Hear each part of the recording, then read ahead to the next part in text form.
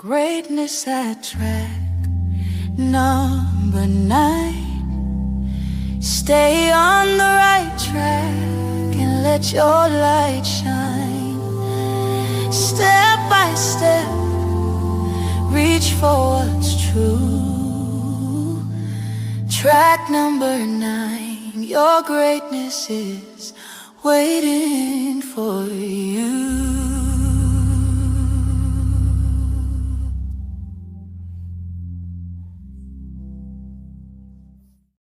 Good morning, good morning, good morning, and welcome to track number 9.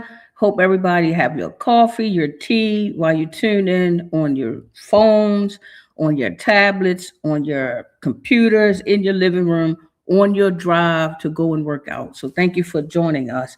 Today, our topic is going to be about women. This is Women's Month. And not only going to we be talking about women, but we're going to be talking about women and elections. We're going to be talking about women and the struggle for the right to vote. So joining me today is going to be somebody that knows this topic well, somebody that's worked on many campaigns, somebody that knows the landscape, not just in Maryland and in Baltimore, but throughout the country.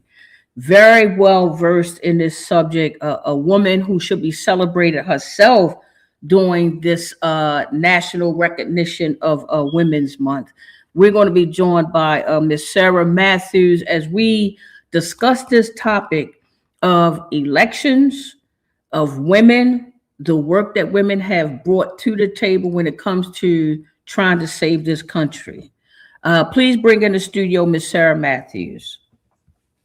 Good morning. Good morning, Ms. Matthews. Many of you have heard from Ms. Matthews when she brought us this very powerful segment concerning our seniors and what's happening in our senior community. She is a fantastic advocate for the senior community here in Maryland. Good morning, Carly Thomas.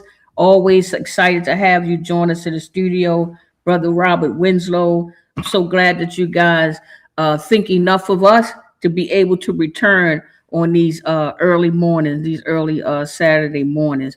And we try to deliver information that's going to be helpful and information that's going to help us get on the right track and stay on the right track. Because we are, these are, as some of the authors may say, these are perilous times.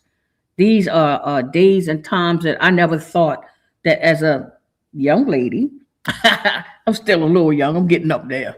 Y'all don't see this gray under the turban. But in these times, to be honest with you, good morning, Sister Terry. Terry Mason is here from the Greater Baltimore section of the National Association of Negro Women. Our sister Mary McLeod Bethune, a champion, so I'm happy. Sister Roxanne Prettyman is here, delegate 40th District. So thank you guys. But we want to move on with this subject of women in Women's Month and women and elections and women and holding office. I'm going to read you something real brief, and I'm going to let you know where this came from. Until she lost consciousness, when she came to, she heard a white officer say, "We could throw them in the big black river. Nobody would ever find them." She survived. The beating damaged her kidneys permanently, her legs, her eyes. She carried that pain for the rest of her life. And 1 year later, she walked into the 1964 Democratic National Convention, a sharecropper from Mississippi. No formal education, no money, no title. And she sat down in front of a television camera and she told this country exactly what had been done to her. Her testimony was so powerful. President Lyndon B. Johnson called an emergency press conference in the middle of her speech just to pull the cameras away from her face. She was so beaten and so damaged that the president of the United States didn't want other people to see what was done to her. She closed her testimony with a question, not an answer, but with a question. Is this America? And when her own party offered her 2 seats as a compromise, 2 seats for 68 delegates. Fannie Lou Hamer stood up and said, "We didn't come all this way for no 2 seats." So I just wanted to start the conversation with that. And man, when I think about the stuff that people go through, whether it is children dying in Gaza, whether it is in Africa, where some of those things that are happening to some of the Rwandans when that was going on and the Tutsis, my heart always go out to these people. I mean, we as human beings, you talk about suffering. Human beings all across the planet have seen some sort of suffering that just make you say, come on, God. You really gonna let hospitals and schools and stuff get bombed? But I'm not one to question our Lord and Savior. I just so happen to be a person that's born with a large heart. So I get emotional and I cry and I pray and I cry and I pray. I don't leave out the prayer because I'll be crying all day. I'll be dehydrated. I would cry. I would cry so doggone much. Good morning, Miss Gwen. But in my mind, when we think about the vote itself and just a person being lynched, murdered, and beaten, the only thing Fannie Lou Hamer was asking is just give us the right to vote. That's it. Give us the right to vote, which when a person vote, it helps to determine their destiny. And for some reason, the misinformation and so much to go on with voting causes people to feel like they don't even want to bother. But imagine this lady had kidney damage just so that they could vote. So again, we're going to be talking about women. We just seen what happened in Texas. And it's like, daggone, man, can a woman win? We saw what happened with Hillary Clinton, her run for president, and how some of the things that people were saying is like, man, a woman, she's good enough to bear your children. She's good enough to provide you with good meals, clean the house, take care of everything. But you don't think that she is smart enough and wise enough to run the country? And I'm like, okay. Well, anyway, that's where we find ourselves at these days when it comes to elections, when it comes to voting, and when it comes to Women's Month and all that women have been adding to the conversation and trying to add to the country. Sometimes, I don't know if you think about men think in a certain kind of way, and I'm not going to bash males, but sometimes men just don't think. They will get you caught up in a war before you can blink an eye. As soon as somebody say something, get the bombs, get the tanks, let's get them. And that's not how that works. It's a such thing as diplomacy. It's a such thing as listening and seeing what the other side is saying. It's a such thing as trying to preserve democracy and trying to have as less war as possible because people die. People lose their children. They had 3 young people in this current war that had passed away. Good morning, Miss Joyce. That's my sister. It's 3 young people that had passed away already in this war, and they were between the ages of 21 and 25. 3 African American young people lost their lives already, and God knows what it's going to end up being. So with that said, I want to bring in Miss Sarah Matthews and kind of get her opinion on women and voting and elections. And let's just move this conversation. Good morning again, Monica. I am so excited about this subject because it is one of the criterias that all women need to know about. And I'm excited to share with you to get the conversation started with Fannie Lou Hamer. And I feel the way that she felt when she said, I am sick and tired of being sick and tired. And that's how I feel about politics. That's how I feel about the minute number of women in leadership roles. And For an example, in the Senate right now, there is about 10 women of color. However, only one of them are African American, and that is Angela Alsabrook.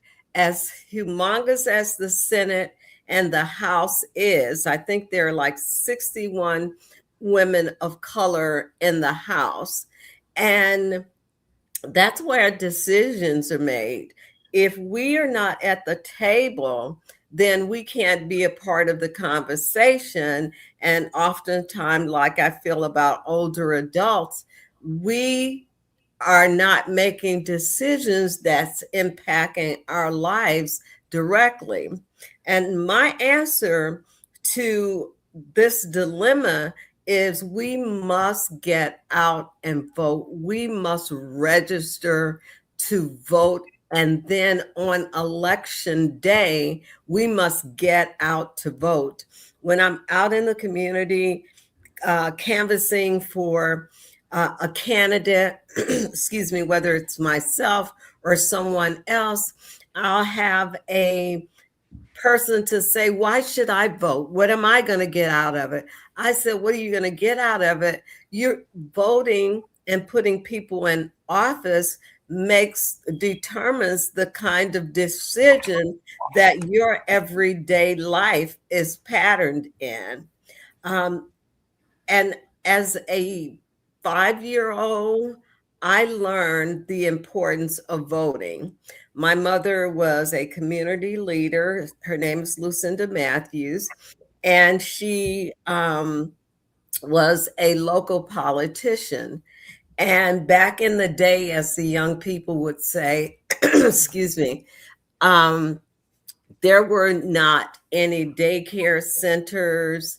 When you were left with your mom, if she wasn't working and my father was working and she was in the household, I would go with her on her volunteer duties. And I recall in the 60s when African American were not able to vote. And then I recall the time that we were able to vote, but there was still vote suppression.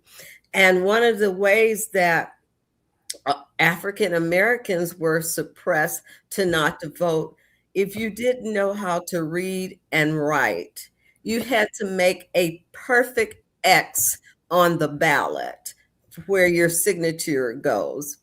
If that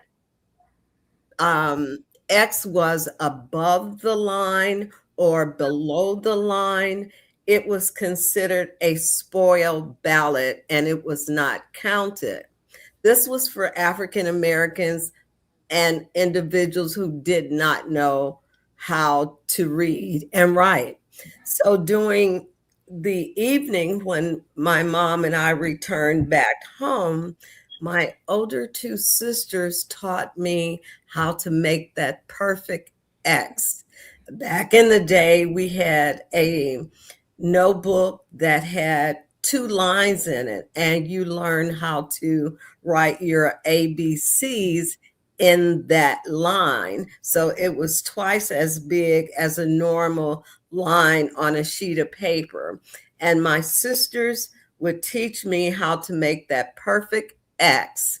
And the next day, when I went with my mom would teach individuals how to vote who could read and write. And I would show individuals who did not know how to read and write how to make that perfect X.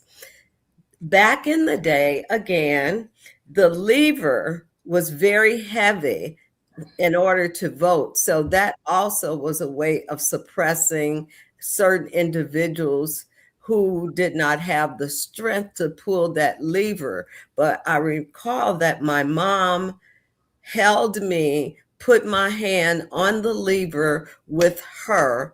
And that is when I realized how important it was to vote and that every vote counts. And if women are not in office, then they can't have a leadership position. We look at, on the local level, Brooke Learman being the comptroller of Maryland. We look at the Jackie McLean's, who was one of the first comptroller for the city. African American women was the comptroller for the city of Baltimore. And look at Joan Pratt, who was also the comptroller for Baltimore City. And those individuals got in that office because we, the voters, voted them in. And we can go back into history and look at people like Shirley Chisholm, Barbara Jordan, who was the first African American woman to be voted in the state house in Texas. And as we try and move forward, there's always a plan, an effort to push us back. So we saw that even though Barbara Jordan was an accomplished attorney, she was the first African American to serve in the Senate. She is the first African American to have a state building in her name. And when I look at those kinds of things, leadership roles, then I get more concerned about the future of the generations that's coming behind us. In the city of Baltimore, there are only 3 African American women: Felicia Porter, Danielle McCray, and Sharon Green Middleton, who's the vice president of the city council. Out of the big Baltimore, there are only 3 African American women. And that means that if we don't share our concerns with those 3 women, then we don't have a place at the table. Legislation is being crafted that doesn't concern or take in consideration what the African American community as a whole would like to see. Then we have, at the state level, we have 10, I believe, women of color in the state Senate. No, I'm sorry. Currently, we have 2, Mary Washington, Shaniqua Henson are the only 2 women, African American women, that's in the state Senate. And there are even a lower number of women in the House of Representatives, even though you're looking at it from a different perspective and scale. There are about 61 women in the House of Delegates, the House of Representatives, in Congress. That'll be easier. And out of that, I believe it's only 6 women of color. And we have to look at women overall. We look at starting from Carol Moseley Braun, who's from Chicago, and she was the first African American senator that served in the U.S. Senate. And I believe that was probably like in 1985 or in that general time period. And when I found that out, I was like, oh my God, here we have 200 and something senators, congressmen, delegates, senator on the local level, and it is only a small number of women in those positions. And the women who paved the way are representative like Shirley Chisholm, who was the first African American female to run for president, and you look at Barbara Jordan, and on the cabinet level, Patricia Harris, back in the time period of Lyndon Johnson, was the first African American to hold a cabinet position. And she held that position, I think, until she passed away. Mm-hmm. And I found that most of the women, Carol Moseley Braun, Barbara Jordan, Hillary Clinton, they were all attorneys. So that says that we should encourage our young women to aspire for political office. We should encourage them to become attorneys, but we have to instill in our population that it is important to get out and vote. So I'll just stop there for a few comments. Okay, well, I appreciate that insight, and I'd like to give a shout out to our viewers and listeners. We have Dr. Lamb that has joined us. She runs a entrepreneurship program 10.0, and I really appreciate it. I actually just completed that class because one of the things we need to do is have women economically empowered. I don't know if you guys remember, but they had under President Obama, they had a bill called the Lilly Ledbetter bill, because Lilly Ledbetter found out that she was getting paid way less than what the men were getting paid. So even to close the pay gap, especially when you have so many women that are, trying to raise their children in a single family home, if anything, you should make sure that woman gets double the money. She should get the money for her and for that missing turkey. Whoever the dad is, he might not be missing. I don't know what the dynamics are. And he might not be a turkey. But you should give that household double the money. This woman is trying to put her kids through daycare while she go to work, trying to make sure they have school clothes, trying to pay the bills. So I appreciate Dr. Lamb for allowing me to take this class so that I can become more economically viable for myself and for my family. We got Brother Amir here, Dr. Michelle Madden, Shantae Perry, Brother Aaron, Sister Cheryl Ward tuning in all the way from California. And it is early in California. This sister show love every Saturday, all the way in California. If it's 9 o'clock here, it's 6 a.m. there. So God bless her. My cousin Gregory is here, Leola Waddell, Kia Simpson, Brother Ronnie Smith. My man Ronnie Smith is all the way from out Harford County. I really appreciate that. And I appreciate the men being here. Brother Aaron, Brother Ronnie, I appreciate you guys, because it is the crux of what we're discussing. Hey, Sister Bimbo, Patrice Bimbo is here.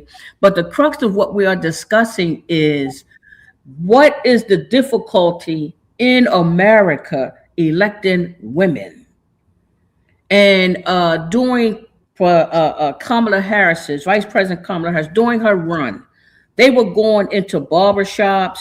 They were talking about men, and men became the factor. One of the things that happened was misinformation. They led the voters to believe that this woman had arrested all these men, particularly black men, for marijuana. And it was totally untrue. And now people are finally seeing the facts come out. From what I've read, it was 1,937 men.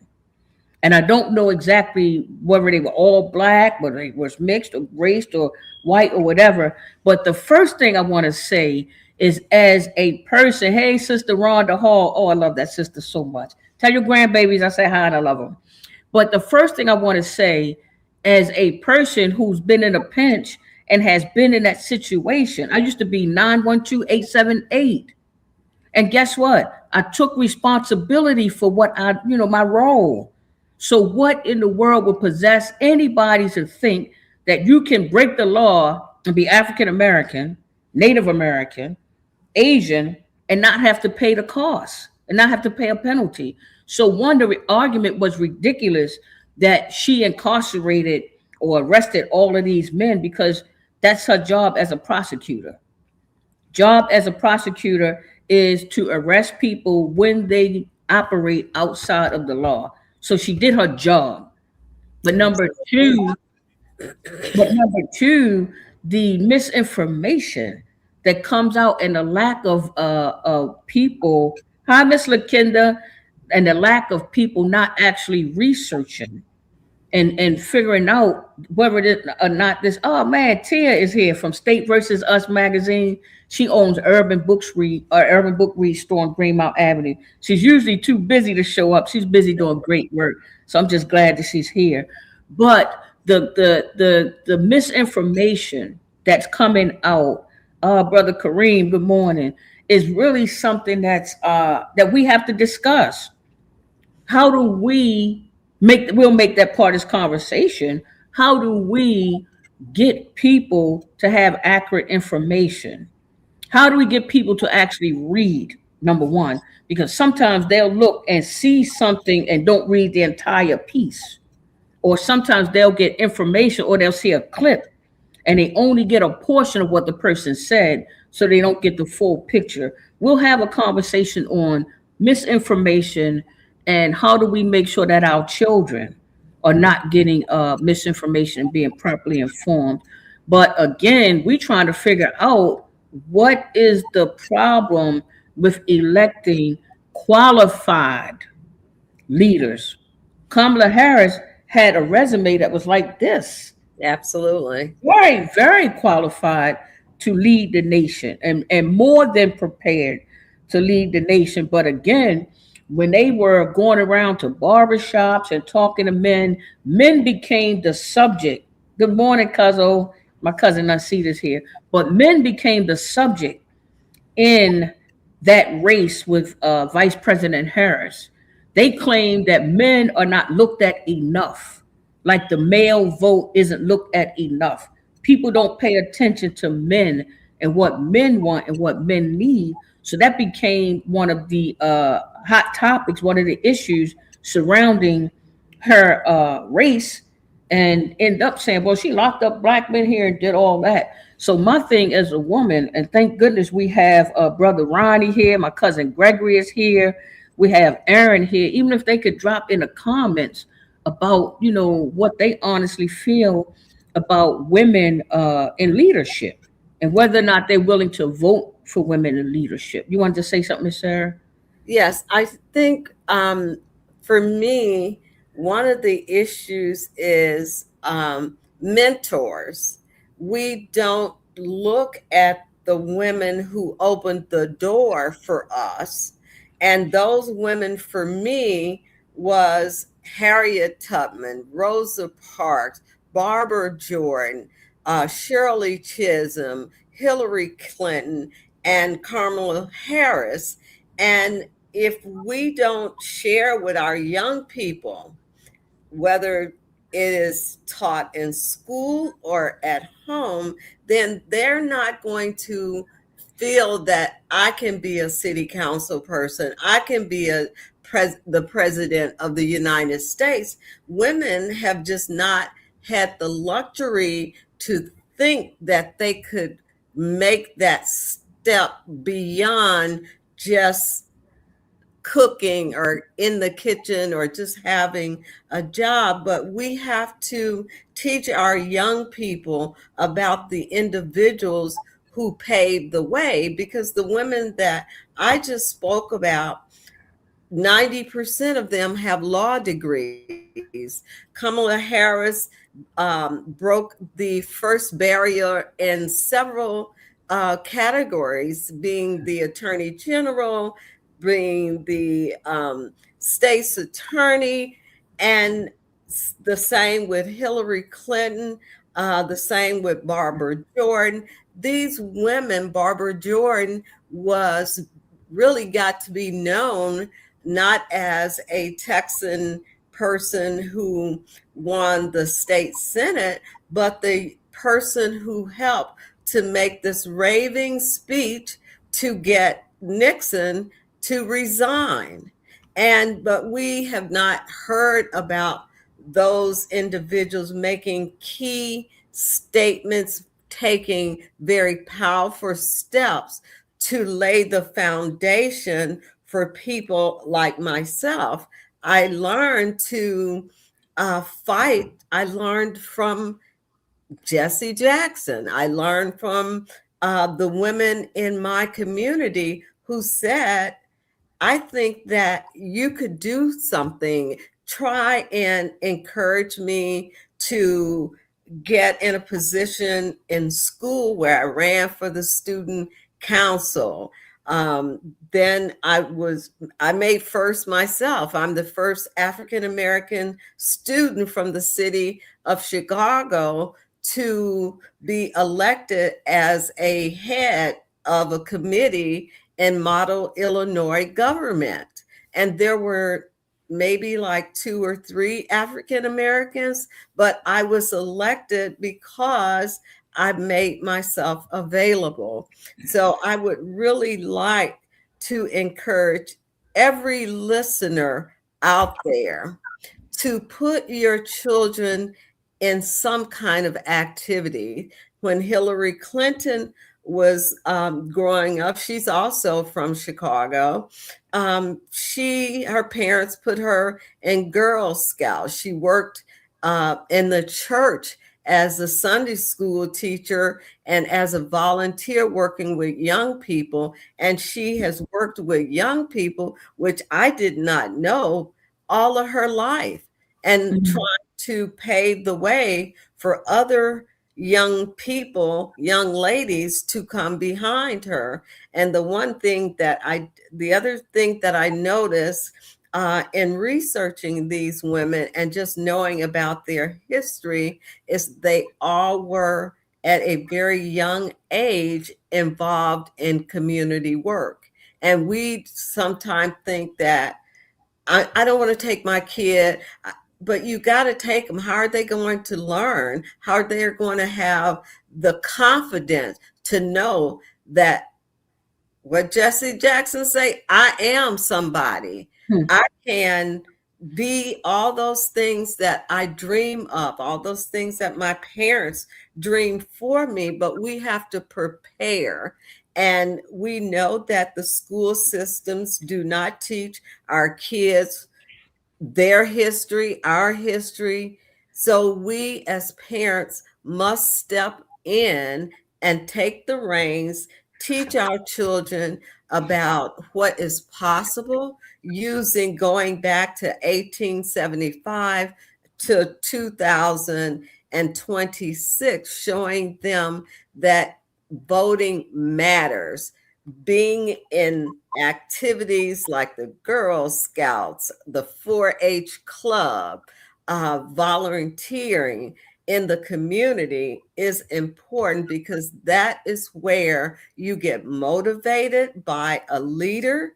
I worked with the late Mayor O'Hara Washington, and he said to the office manager, and I know some people might not understand what this is, and they might understand the word Xeroxing. Back in the day, it wasn't copying, it was Xeroxing, and you did this manual filing in the file cabinet. There was no computer to do all these things for us. And he came in one day and he called his office manager and he said, "Can you tell me why every time I come in my office, this young lady is either making Xerox copy or she's standing at the cabinet filing?" He said, "How is she ever going to learn to be a politician or how to manage a campaign if we don't give her the opportunity to learn how to do those things?" And he said, "If I teach you everything that I know about politics, will you promise me that you will teach that to someone else in the community?" And I said, yes. And I learned mostly everything that I know about politics from the late mayor of Harold, Washington, who was the first African American mayor of the city of Chicago. So we have to put our kids in places where they can learn. They might want to have their tablet, but say, look, you're going to do some work. You're going to go to B. Getty. And I think when I look at research and look at the women leaders in Baltimore and how they're treated, B. Getty ran for office like a couple of times. She lost the first time, and then she won the second time. And I'm not going to call any names, but when she got to City Hall as a council person, she was only given maybe one committee because she did not have a college degree. And she said to me, I feel inferior. I can't even lobby for the kind of legislation that I know that's needed because I'm being hindered by females that are in the city council. And we can't do that. We just can't do that. We're never going to embellish our activity. We're never going to be able to get through that door or break through that glass ceiling if we don't support each other, if we don't support our children, encourage them to not just go to school, but get in activities that will open the door to other opportunities. And I think that if we teach them also how important it is to vote and how it affects everything, how it's going to affect the amount of SNAP benefits that we're going to get. My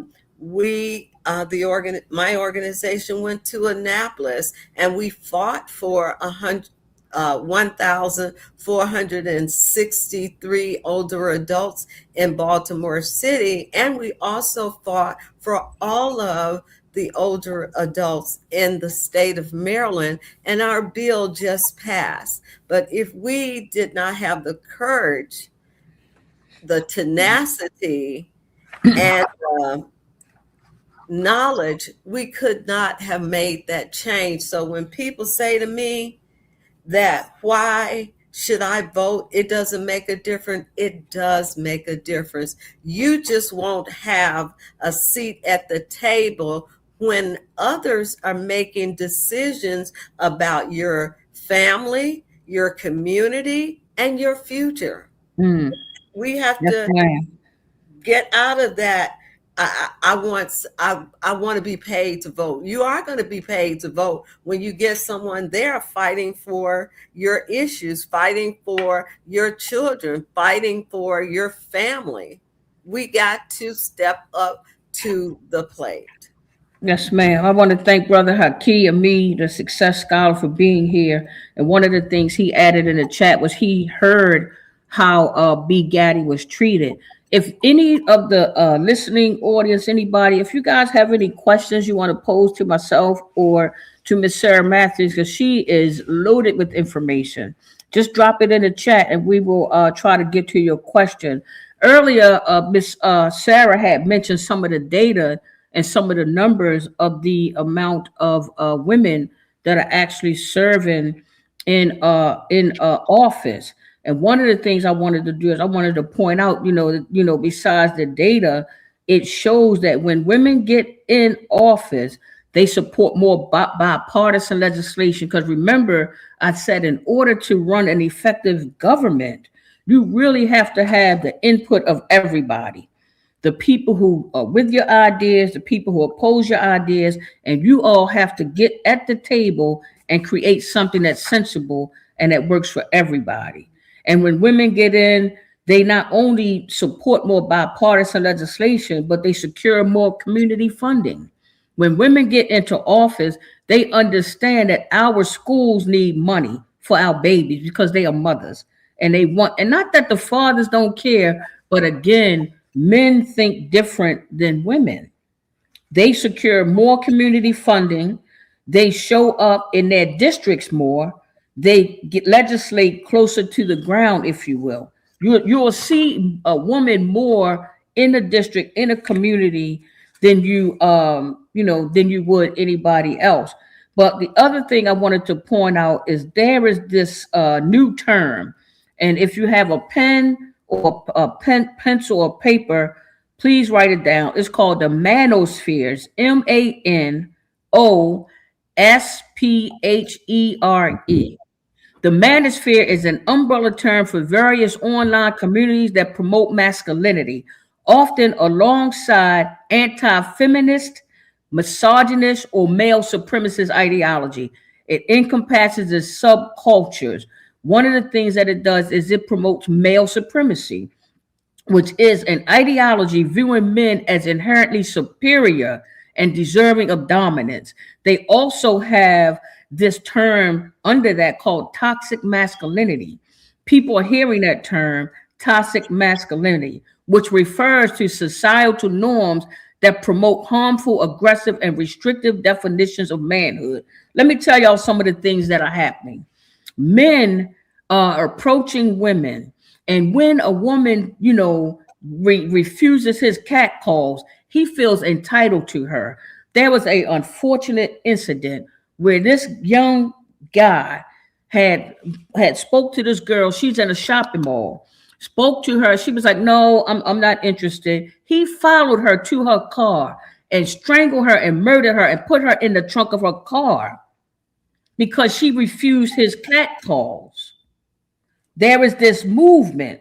It's called, they got this other thing connected to it, Alpha, Beta, Sigma male, which is a hierarchy used within these communities to rank men based on dominance and societal status. So now they have this thing where a man can be ranked if he is alpha male, this type of male. But it's to me, it's sickening to have such a movement going on. It's the new male chauvinism. You could be chauvinistic, but now it brings harm.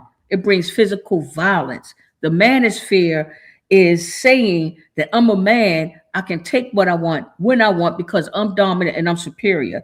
And it is so many women that unfortunately have been harmed and hurt by these so-called guys who now have this online presence, this manosphere. If you get a chance, make sure you Google the manosphere, look at some of those online chat groups and see why the young 13 and 14-year-old is now thinking that he can abuse a woman and it's okay.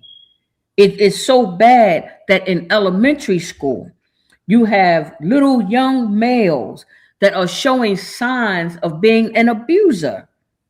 This at this age.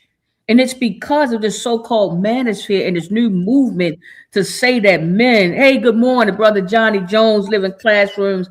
Thank you for joining us. I'm so glad we have males in the audience. We're not bashing the males. Just put something in the comments that fortunately the brothers that's joining us, I know that they know how to treat a woman. I see how they treat their wives and their significant others. And I know how they respond to me. They treat me with kindness, love, and respect.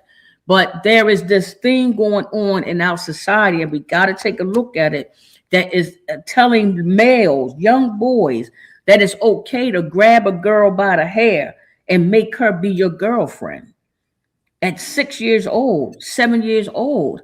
So please take a look at that. And I'm bringing that into the atmosphere because I'm trying to figure out, what is this movement against women? What is this movement that's causing men? It feels almost like some men, like they hate women, like to the point where they will harm a woman, put her in a trunk and think nothing of it.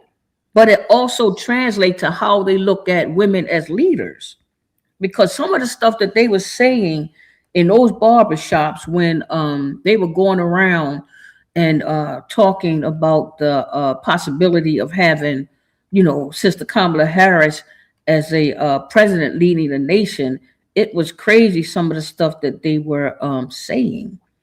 I was surprised. I would think that, more men would would be in support of seeing women leadership. Sister Tia put in the chat they have mommy issues.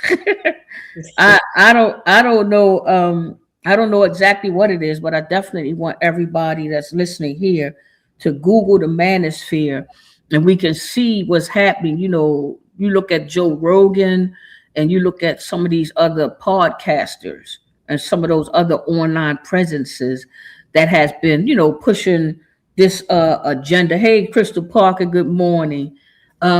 Pushing this agenda that we currently see and seeing, you know, how men are behaving in this current time. So I really think the male supremacy thing, the toxic, you know, supremacy, I think that it bears some, uh, it bears some perspective when it comes to selecting female leaders, because we have had a recent election that was pretty controversial in Texas with a woman, and I don't know. I thought she would have been a great. Okay, there we go. So there you see it. The manosphere. Yeah, yeah. Monica, That's it. Go ahead, sister.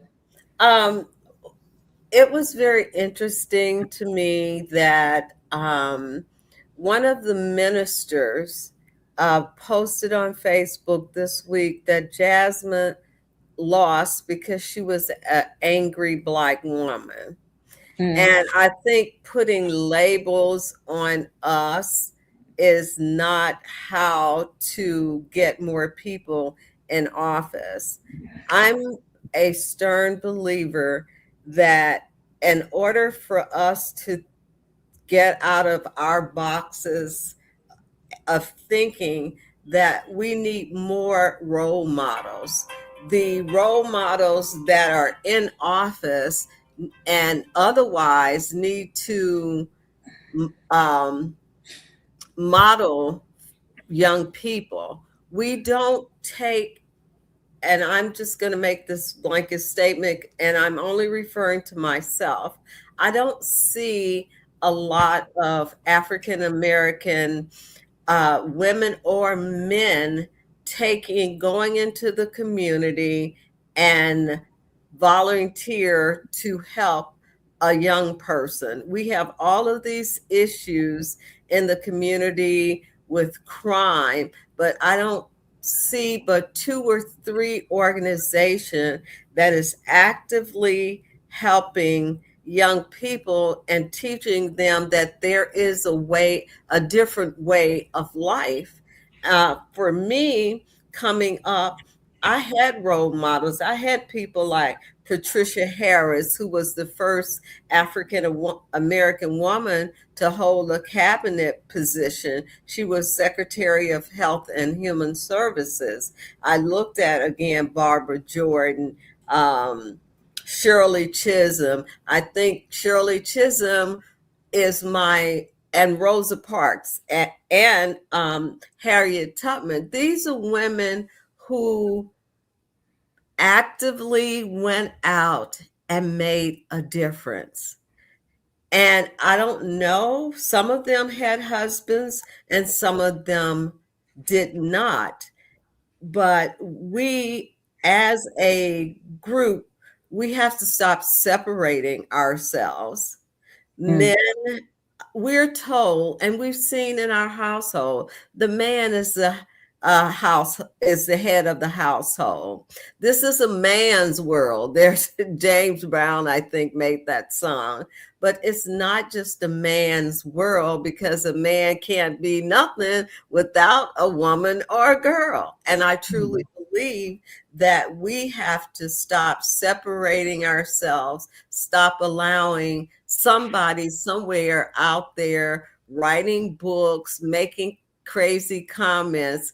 And I don't even know where the term angry Black women or woman came from, but I am an angry Black woman, because as long as I have been in this world, and been maybe like 4 or 5, I've always contributed to my community, to being a role model for young people in the community. So, yes, I'm angry because it had to take one person, like Reverend Jesse Jackson, to say to uh, um, the beer companies, the airline companies, that African American should have a seat at the table. So we need to not be separating ourselves, not allowing society to put this in our head that we are fighting each other. Men and women who are married, they don't fight each other, and they're still being redlined to a certain extent. So I think for me, having role models to emulate, having a mother who taught me that other things was important beside myself and what was going on in my household, because she believed that every woman, every family, every person should have a right to have a home and to be fed. And I don't accept this issue that there's a difference. Sure, men are chauvinistic, they play sports, and I'm angry about who some of the sports players marry. I'm not going to get into that, but I'm angry about that because I see mothers who are the majority head of the household trying to do everything, trying to work, trying to raise our kids. If we got two jobs and we're the only breadwinner in the house, who's going to stay at home and teach our kids not to go out and commit petty thefts? I think we in the African American community have lost the sense of family and neighbor, caring about your family, caring about what happens. When I was coming up and I was, my parents were at work, the lady next door, if she saw me doing something that my parents would not approve, she or he said something to me about it. And I did not say anything to them about how they were approaching me.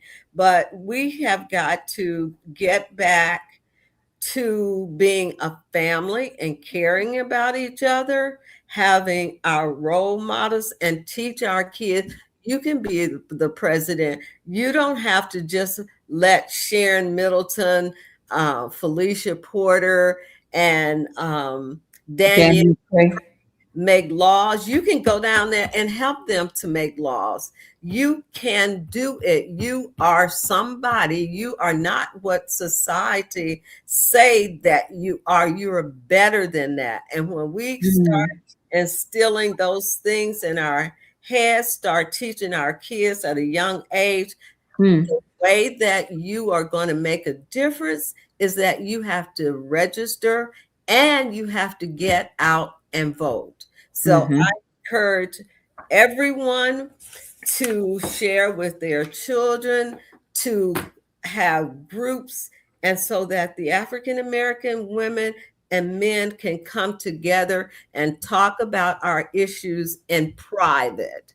I don't believe that we should put all our marbles out on the table for other people to digest and make decisions for us. But if we come together, I think it would help the recidivism rate, because that's a problem too. If there are women are the head of the household, the majority of African American women are head of household, then we have to come to the realization of why. And why is because the jails are filled with our men. And we got, while they're in there, I believe in second chances. I believe that if you make a mistake, you want to earnestly not go there again. You have to make some changes. And I want to be optimistic about my culture. I want to say to the men in jail, while you're there, get an education. You know, you got to, I heard from Olinda Moy that the rehabilitation, and I never believed about rehabilitation in jail except when they had the college program, they had other programs to educate the inmates. So when you get out, you'll have a pathway to a different life. You don't have to go back to that same community. You don't have to hang out with the same people. You know, you and I and Olinda go to the park at Druid Hill Park every year to celebrate with some of the inmates who have gotten out and who are actually contributing to our society in a positive way. So there is hope for us. There's hope that one day we will all be free and fight for each other, not fight with each other over physiological information or psychological issues, that we will fight together and we will win. Just like we elect Barack Obama, we, the African American community. So don't tell me a woman can't be president. Holding something against, as you said, Miss Harris, because she was a state's attorney. What do you think Ivan Bates does? He put people in jail if they do wrong. And she did. She's no different. She had the same title. She was state's attorney. So it was her job that if the police found someone and wanted to prosecute them, she had to do the job. So it's a lot more than just laboring people, laboring our kids. I think our kids can do better. And the last thing I'll say, because I'm an angry Black woman,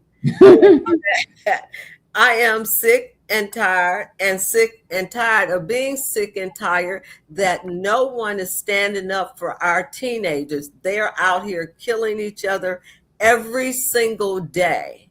And I say, yes, it was great for the Million Man March, but why are our kids getting killed every day? And they're teenagers. Something is wrong with that picture. And no one, I don't see anyone in the entire city standing up and saying, I don't believe in these walks, because they don't do anything. They don't do one single thing. But the city council person, my city council person in particular, who is Zach Blanchard, he will go to Canton, he will go to Federal Hill and say, oh no, we're not going to have shooting and killing down here. But how many times has he been on in the African American community, Pennsylvania Avenue? There's been 6 or 7 killings. I've not seen him. We have to stop electing people because they have more signs and they're a particular color, because I don't care what color you are. If you're not going to protect me and my community, I don't want you in office. So therefore, I work for individuals who are going to be protective of everybody in the district, not just fight for one segment of the city. And the rest of us, we don't say anything when they put a particular a specialized police district in Federal Hill. Why can't we do that on Pennsylvania Avenue? Look at the Pennsylvania Avenue market. It is just horrible. But there has been the Fells Point Market, Cross Street Market, other markets. All of those markets have been refurbished. Yes, ma'am. We are almost at time, but before we go, I want to thank Brother Dale Green, one of my main Apple Scrappers. And you mentioned that event that happens in Druid Hill Park every year. That is the First Mondays Empowerment Group. Brother Johnny Jones, Brother Kareem, and a whole bunch of them get together. And it's always a pleasure to meet in Druid Hill Park and see people that you haven't seen for years, and to see all of these success. When you look at all those people, you're talking about thousands of years spent behind a wall, and they have come home and done such great things. But before we go, we might run over time just a little bit, but before we go, I want to bring us back and just leave you with this thought. When a woman runs for office, whether it's Hillary Clinton, whether it's Kamala Harris, whether it's Jasmine Crockett, these are some of the things that she gets scrutinized on. She gets scrutinized when she is she there's more scrutiny, as they say, with the tone. So the window is kind of narrow. The woman can't be too loud, or aggressive. They want you to be aggressive, but not too aggressive. Then they have this credibility problem. They never give women a credibility for the work that they've done. Women in politics face an audit that men don't face. More coverage of their appearance. They will say that Hillary Clinton wear too many pantsuits. She wears this color or that color. More scrutiny in the way that she talks. If her voice is too low, they'll say she's weak. If her voice is too commanding, they'll say she's too strong. Let's focus on what they actually stand for. They never really cover the woman's politics.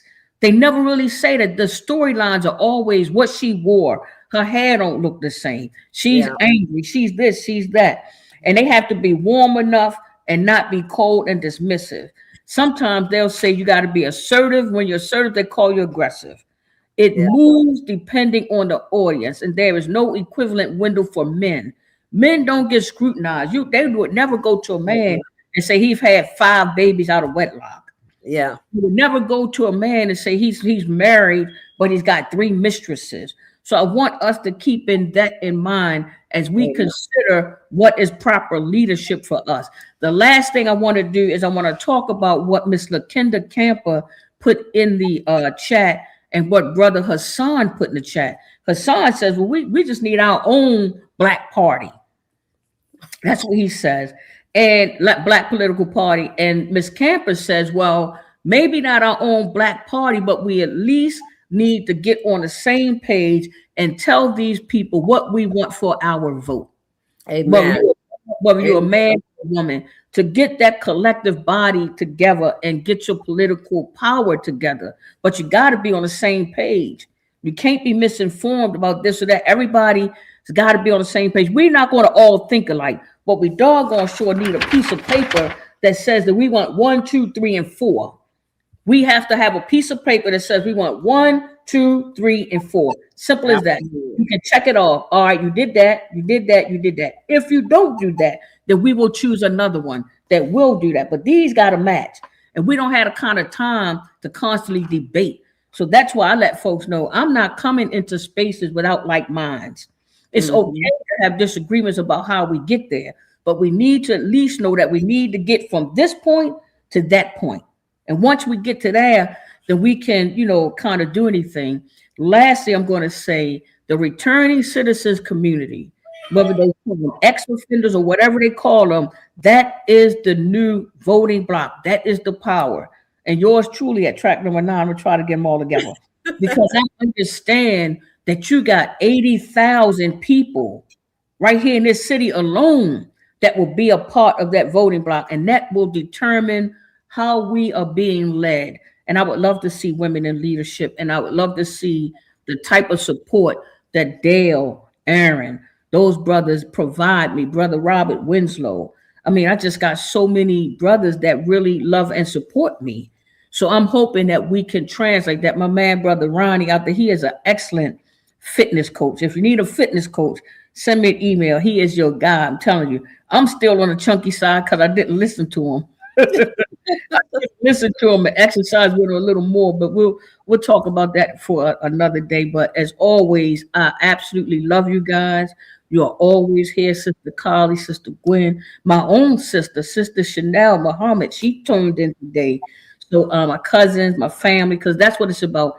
This community is about friends and loved ones. It's all of us in that thing. And I didn't cry today.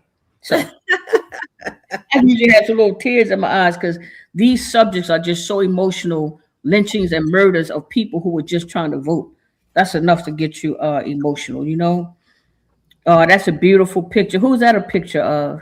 Harriet Tubman. Oh, wow. Look at our sister. She looks so beautiful. And thank you for that photo just before we leave the air. Thank you to our producers, Brother Jay, Young God, Karan, my man, Leon Thomas. They're great producers. This is a wonderful show. And subscribe and like, and I won't be keep sending you all them text messages. I love you guys. Monica. We love you too. All right.